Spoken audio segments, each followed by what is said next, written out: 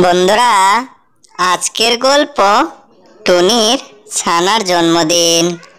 দূরের একটি জঙ্গলের ভিতর নদীর পাশে টুনি ও তার ছানা বসবাস করত।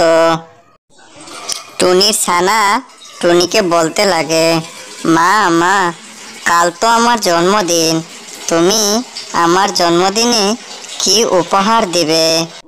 তখন টুনি বলে, আমরা ঠিক মতো খেতেই পারি না, আবার জন্মদিন কিভাবে পালন করব?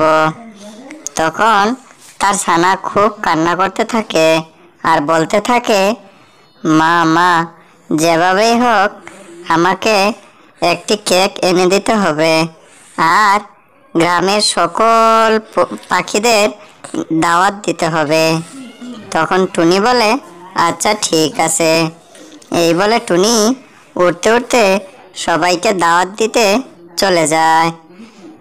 গিয়ে কাকের বাসায় গিয়ে ডাকে, ও কালু ভাই, কালু ভাই, তুমি বের হও।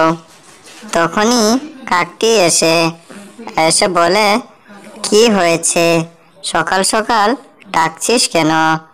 তখন টুনি বলে, আমার মেয়ের কাল জন্মদিন, তুমি চলে এসো। এরপর টুনি উঠতে উঠতে নীলটুনি, পায়রা ও টিয়ের বাসায় যায় আর গিয়ে তাদেরকে ডাকতে শুরু করে। আর তখনই তারা বাসার বাইরে বের হয়, আর বের হতেই তাদেরকে বলতে লাগে, কাল আমার মেয়ের জন্মদিন, তোমরা সকলেই কাল সকালে আমার বাসায় চলে যেও। এই বলে টুনি সেখান থেকে উড়তে উড়তে সে তার বাসায় যায়। আর বাসায় গিয়ে তার ছানাকে বলে, আমি সব পাখিদের বলে এসেছি, তারা কাল সকালেই চলে আসবে।